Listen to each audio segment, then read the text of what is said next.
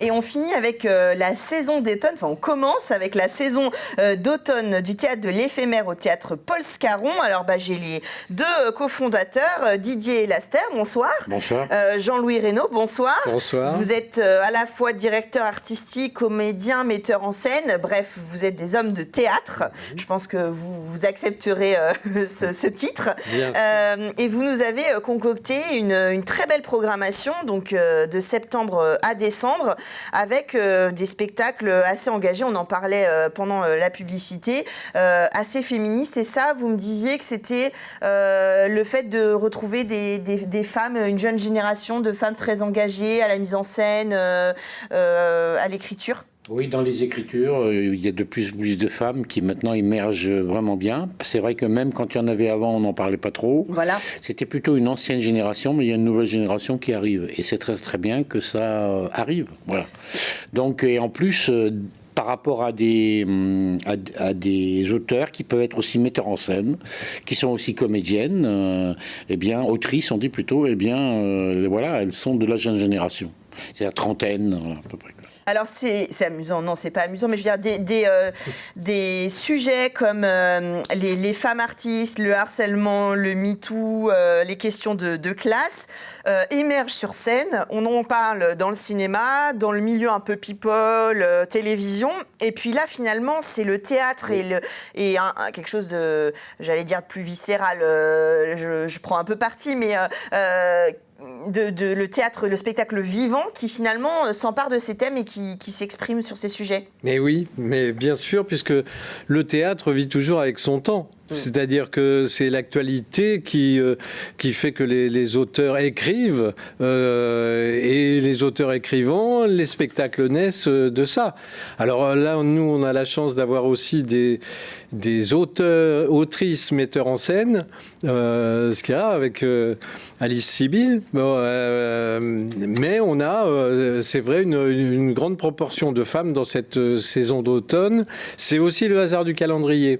Parce que l'année dernière, nous avions projeté 10 créations, donc 10 compagnies en résidence et qui amenaient une création. Et bon, les problèmes de santé, de Covid, etc., ont fait qu'il n'y en a qu'une qui a pu voir le jour. Donc notre souhait, c'était de donner une chance à ces spectacles qui ont été répétés, qui ont été présentés en comité restreint pour les professionnels, etc., mais qui n'ont pas eu le regard du public, de les avoir absolument cet automne. De pouvoir les faire vivre. Après, c'est vrai que, vous avez raison de le souligner, le cœur même des spectacles et des histoires est très sur le féminisme et sur des paroles de femmes. Ça, c'est clair. Alors, le premier spectacle, je crois que c'est le premier, Les Écorchés, c'est l'histoire autour du harcèlement de deux sœurs qui s'en inventent une troisième, une demi-sœur, voilà, et qui vont comme ça, à travers un tiers personnage, pouvoir aborder ce thème un peu difficile. Et là, ce sont des femmes, donc évidemment, le harcèlement n'est pas seulement sur les femmes, mais voilà, la question c'est harceler ou être harcelé, parce qu'elles vont se poser la question et faire... Oui, on a beaucoup de pièces, mais aussi au cinéma, où souvent on donne la parole, disons, à la personne qui est harcelée. Mais là, l'auteur, intéressant, c'est que lui, il propose qu'on entende les harceleuses, c'est-à-dire les deux sœurs qui vont se mettre ensemble pour régler des comptes avec... c'est un conte, hein, avec l'autre fille, c'est plutôt des adolescentes d'ailleurs, qui habitent en haut parce qu'elles ne la supportent pas. Voilà, dans le collège, il y a eu des choses qui se sont passées, donc elles vont lui pourrir la vie. Et on entend en fait tout le déroulement du processus de pensée émotionnel pour arriver à se venger. Donc c'est vachement intéressant parce qu'habituellement on ne donne pas la parole aux harceleurs ou aux harceleuses. Voilà. Après, ce qui est vachement bien dans cette pièce, c'est la langue. La langue est totalement inventée. Les critiques, puisque le spectacle a pu être présenté depuis, c'est qu'on parle d'une langue rabelaisienne. C'est-à-dire que on est dans un conte, mais on est vraiment, et c'est formidable pour les ados et les adultes, c'est que cette langue, elle est très drôle. Voilà, donc il faut en tous les cas venir voir l'histoire, mais surtout on vient entendre cette langue qui est extrêmement musicale et très, très inventive. Et puis, ce qu'il y a de magnifique aussi, c'est que les deux comédiennes qui animent cette compagnie, qui s'appelle Anima Compagnie, ont confié l'écriture à un jeune auteur. C'est assez rare, ça. C'est-à-dire que ça se faisait pas dans le temps. Maintenant, les acteurs de terrain confient l'écriture à un auteur. Ça, c'est magnifique. C'est des jeux j'allais dire de rôle, non, mais des ping-pong qui se font entre les différents artistes, enfin tous ceux qui font le théâtre. Alors c'est vrai qu'on va pas pouvoir parler de tous les spectacles, mais il y a donc le fameux Je suis Simone d'Alice Sibille qui est sur avec le hashtag Je suis Simone, qui est sur le harcèlement aussi sur MeToo. Donc là où ce que je disais, tout ce que ça a soulevé, et non pas les dénonciations du cinéma qui sont ce qu'ils sont et qui ont lieu d'être, hein, c'est pas du tout la question, mais justement se questionner par rapport à tout ce que ça peut changer dans notre société aujourd'hui.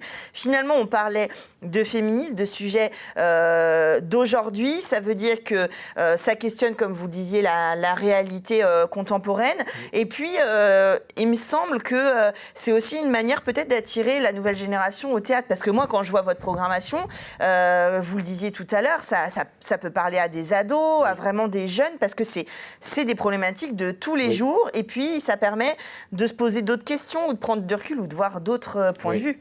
Et en plus, il y a un parallèle avec le spectacle dont on parlait, Les Écorchés, pour le spectacle d'Alice Sibille, c'est que c'est aussi écrit comme un conte. Et je trouve que c'est une belle porte d'entrée pour l'adolescence ou les enfants qui viennent nous voir, parce qu'il y a un style, disons, où l'écoute se fait beaucoup plus facilement. Ils savent qu'ils ont une histoire qui est une fiction, bien sûr. Et en plus, là, on est vraiment dans un conte onirique. C'est-à-dire que tout se passe le temps d'une nuit. Et puis, on a surtout un très beau rapport féminin sur le plateau, puisque c'est une adolescente qui raconte, qui a perdu la parole, et on la voit avec sa grand-mère, avec sa mère. Il y a toute une relation de, je dirais, ce qui se cache dans les familles, des fois, et qui sont très douloureuses pour les ados, qu'on ne dit pas, les non-dits. Et tout est dévoilé. Du coup, le théâtre est aussi là comme un révélateur. Donc, c'est à voir, et puis c'est très, très, très poétique.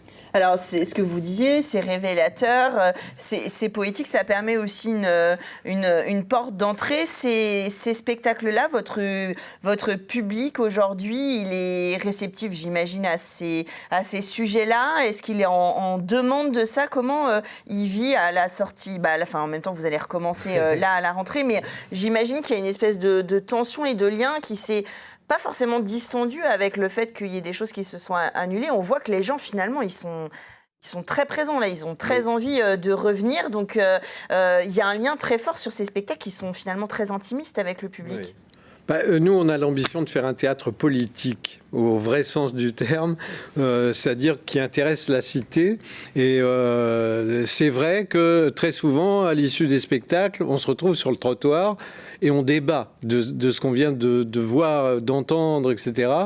Et quelquefois, il y a même des débats assez tendus. Oui, Alors, si vous voyez du monde un peu houleux devant le théâtre Paul Scarron Place des Jacobins, c'est à la sortie de la saison d'automne. Alors, la saison d'automne, elle commence donc début octobre, le 12 octobre, avec Les Écorchés. Et puis, on regarde toute la programmation jusqu'en décembre. Et puis, vous viendrez nous parler de la suite sur Culturel.